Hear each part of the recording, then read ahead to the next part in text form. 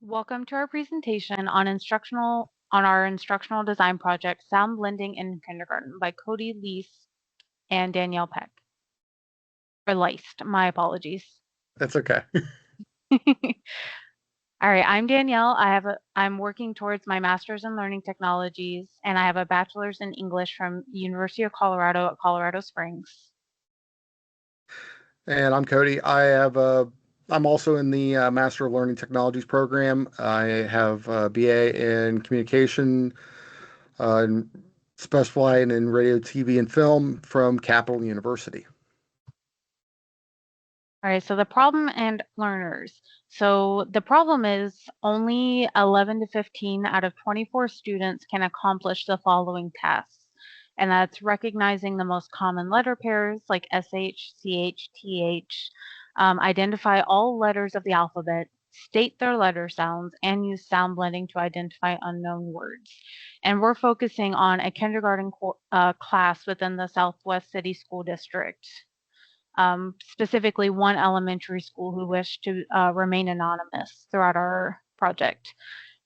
Instruction on these tasks occurs daily, and the knowledge that they gain from this will be applied in all aspects of their lives, as it does involve reading, which we do all the time. Overview of the learning experience. So here's just a couple snippets just to give you kind of a feel of what we were going for. Our overall purpose is to instruct them on sound blending. So that is our overall goal. However, we came up with learning objectives that lead up to that goal because there are certain things they need to know in order to accomplish sound blending. So our first learning objective is when presented with a letter or a pair of letters, students will be able to name the letters or letter. When presented with a letter or a pair of letters, students will be able to make the correlating sound. When encountering an unknown word, students will be able to segment the word into its letters and correlating sounds. When encountering an unknown word, students will be able to use sound blending to identify the word. Delivery for this is meant for small group instruction, but we designed it in a way that students can do it individually. So the teacher can have a small group of 5 to 10 students and kind of look over their shoulders and go around the group and help them as they need. Or it can be a take-home activity where the teacher sends parents a link for students to do it on a phone, on a tablet, on a computer. Duration really depends on the learner. Since we're dealing with kindergarten students, some of the students that are struggling may struggle with the very first objective, which is letter identification, or they might be somewhere further down the line, but not quite at sound blending. So our guesstimate is about 20 to 30 minutes, again, depending on the level of the student. It's structured, it's organized by learning objective, progressing in difficulty. So we start with letter names and sounds, go on to segmenting, then sound blending. Our key instructional features, most importantly, we came up with a story of going to the zoo. This is stuff that what we cover is stuff that the students have been attempting to learn all year. So we wanted to bring it in a fun way to keep it interesting, and kind of keep their attention. We also included audio for all the prompts so that, again, it can be done individually without or with minimal adult intervention. It builds upon prior knowledge. So we start out with something that all the students should know, which is their ABCs. And we have interactive elements throughout. So it's not just listening to a prompt, moving to the next prompt, so on and so forth. Couple more points. Overview of instructional / learning activities. Like I said, it starts with letter identification, then letter pairs, then segmenting, and then sound blending. So they build off of one another. Key feedback mechanisms. We kept it kind of simple, and we kind of really rely on the teacher or the adult that's supervising or leading. So we have good job and try again. And if they get to try again, they get hints, so that they can understand where they went wrong. Finally, justification of alignment. Like I said, we build upon prior knowledge, working our way up to the ultimate goal of sound blending. We kept the age of our audience in mind, making activities as simple as possible and keeping them pressure free by framing it with a fun story. So, going to the zoo is our story. We take them on an adventure rather than giving them a straightforward lesson simply about sound blending. We included audio and text everywhere to make it acceptable. Accessible. Under prompts are easy to find play buttons, which read them aloud.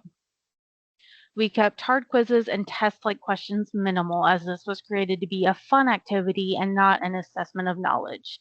Instead, we do fun activities where students guess a word, a letter sound, letter pair, or something of that sort. So, for example, one activity gives them a letter, which they then name and flip the card to hear it read aloud to them, along with an example of the word and photo of the thing being said. So, for example, one of the activities, they have a letter B and the sound B. They flip the card and they see a picture of a bus and a little play button that says B, bus. And Cody, I'll pass it on to you now. And we went and went from the individual sound lettering to that next step that we pointed out earlier of sounds or segmenting words and then the eventual sound blending itself. One of the things that, as we'll talk about later on in this, is going in and making sure that we found the right words that were not only appropriate for this grade level, but also appropriate for the story itself. So we went in and at first, during our initial design creation, we went and looked to see what animals were simple enough that could be used in, again, as Danielle talked about at the beginning of our discussion, which sound letter combinations were the most frequent, which ones were the ones that were the hardest that you saw a lot of kids stubbing their toes figuratively on, and trying to find something that was appropriate again for their age level and appropriate for the story. So we went in and again the story comes in two different parts towards the end. Is the first portion talks about what you see at the zoo, what animals you see, and then also what items you might see that are non-animal related that could be something that you see at the zoo on a daily basis. And then on the way back, the second portion was, hey, the bus driver is lost. He doesn't know where he's going. So we have to go in and help the bus driver point out different things that are noticed on a daily basis when somebody is driving from one place to another. And we're trying to help utilize which items somebody will see on the road on a daily basis. And when the students are able to go in and eventually help get from the zoo back to school. And as you see here, in those, again, we like the card flipping option because it not only gives you the opportunity to trade yourself as the student, but also you have those hints of there's an audio clip of an AI generated audio clip of the word, so that way you know what you're looking at and how it's supposed to come across on the screen and help train your brain on what animal or what item is correct. Again, we could have done matching and like have draw lines, but for kindergartners right now, we're trying to again instill confidence and help them build that rapport. I do And want to so, add one thing. I'm so sorry to interrupt. yeah, go for it. I do want to clarify that we did do an expert review rather than test subjects, just because the school that we worked with really valued the privacy of the students. So we met with the principal and one of the kindergarten teachers and had them review, and that's where we got all of our feedback from. That was it. Thank you. Yeah, and I was going to say, going back off of that, a good thing you mentioned that, Danielle, is how it was better. It was probably better that we got that kind of review from them because of the fact that you could you knew how to talk to them, and they're the ones that are can translate what you see on what they're seeing, and then translate it back to you as far as what works and what probably doesn't work. And so we go in through here with the roses and thorns, and again, it's something that we looked at. Again, we were able to go in and make a number of revisions to this, and to a point where we felt like it was not too hard to go in and say, hey, this is too complex. We got to scrap this. We were able to go in and make some good changes pretty easily. And then we were able to communicate and present pretty well to the teachers and to the teacher and the principal, and then make everything run well. Um, Challenges again, we're at the third quarter, close to the fourth quarter of the school year, so kind of running this by them at a such tight timeline.